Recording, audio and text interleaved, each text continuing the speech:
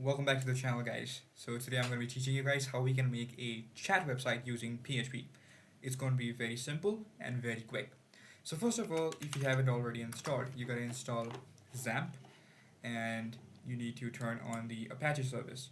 So after turning it on, inside your XAMPP install folder, inside htdocs, you need to make another folder. I'm going to call this PHP chat. And after that, you can open it in your favorite text editor or IDE, whatever. After that, you're going to see something like this pop up. I'm going to make it a little bigger. So inside this folder, we're going to make a index.php folder. This will be where we are going to be coding. And we need to open a browser so that we can see the output. So we're going to go to localhost/php chat. So now we have a blank screen. So now what we need to do is we need to basically go here and first imagine what sort of website we want to make, like design it. So we're going to have a input field to take input, a button to give like send it, and a place to show the history of the chat. So for that, what we need to do is first we need to have a input. So after having a input like this, here is our input. We can type something out. So we need to take data from this text, right? So we need to give it a name. What should be the name of this? I'm going to name it message because it is one message. So to make it submit, we need to make it a form so that it can be submitted. We could make a button and add even listeners, but I prefer this option here. And after doing this, if you were to go to the website, you can see that now when you press enter, it disappears and it comes here in the URL. So now we have access to message variable.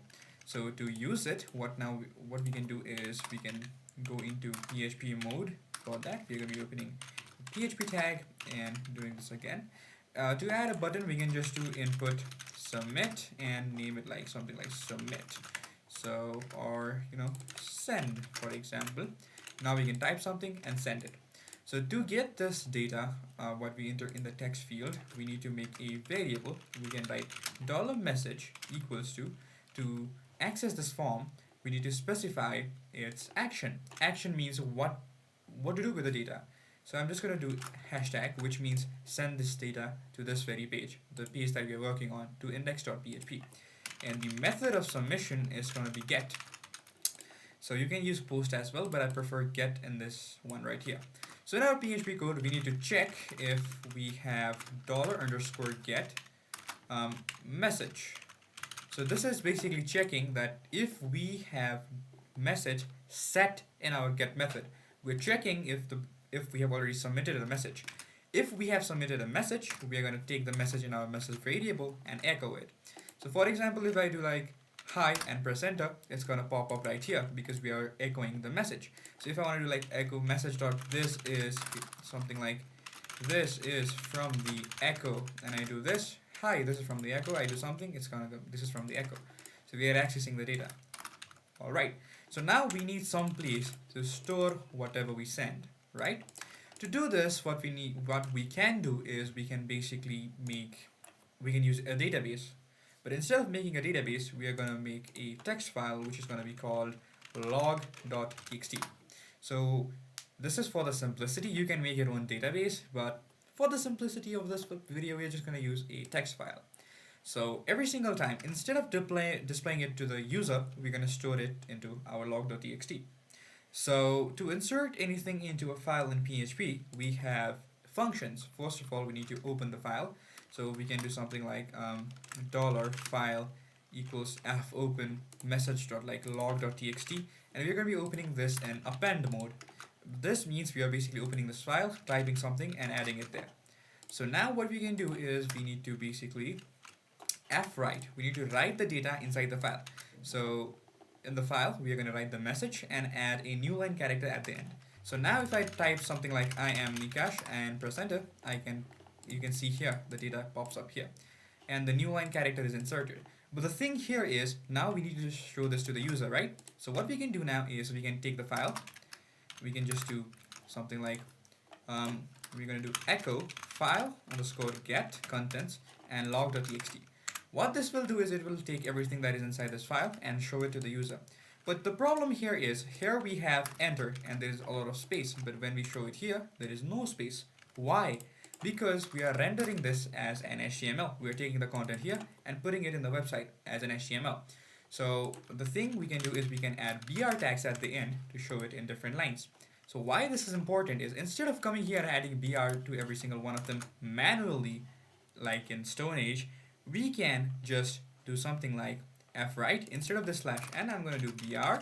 So now whenever I type something and hit send, it's going to pop up in new line. So you can see here. So why did this one not go through? Why does this button not work here? Method input type send value submit. Alright, I don't know why this form is not working like I wanted it to. Okay, it's working. I don't know why it glitches a few seconds. So now we can display the message. But the problem here is, if I copy this link and I go to the another tab, I can see the message that I sent here, but it doesn't pop up here. I need to refresh it to see it, which is a bit of a bummer because we do not want the user to be refreshing every single time they want to see a new message, which is what we used to do in Facebook in old days, if you know what I mean. So to make it more intuitive and not make it that user have to refresh it, I'm just going to remove this for a second. I'm just going to type hi, only one data for now, alright? Hi is dad, or I'm just going to type hi. Why is, okay, I see it. Now there is only hi, right? To display this text, instead of just doing echo file get contents, which is going to take the file, if I save the file at one time, it's going to take that one file and display it. It's not going to go through it again and again and again to check if anything had changed, right? So that's the problem that we're facing. We have to refresh it. So how do we refresh it without the user refreshing the entire page? We just need to show the content here. To do that, what we can do is we can use something known as Ajax, which sounds pretty cool. Ajax.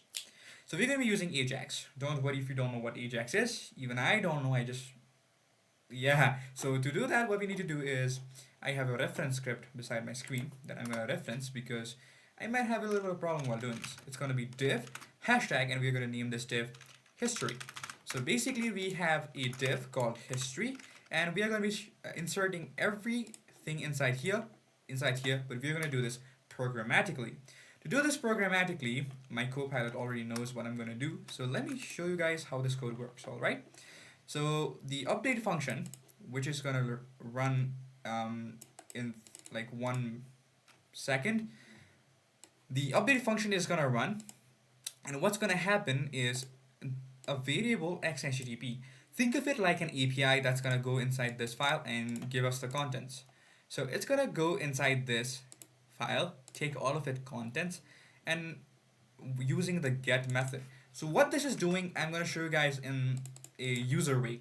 So if I were to go inside here and type history.txt and press log.txt and press enter, I would get something like this, the content of a text file.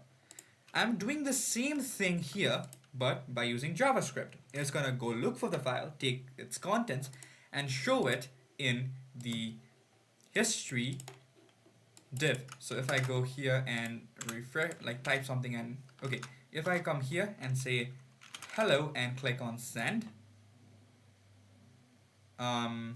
if I do send, I do AST, there seems to be a problem. There is AST, but it's not really saving. I wrote to the file. Okay, I'm updating it every long time. I'm just gonna do one, so it's gonna be instantaneous. Like, okay, I type something, I click send, it comes right after.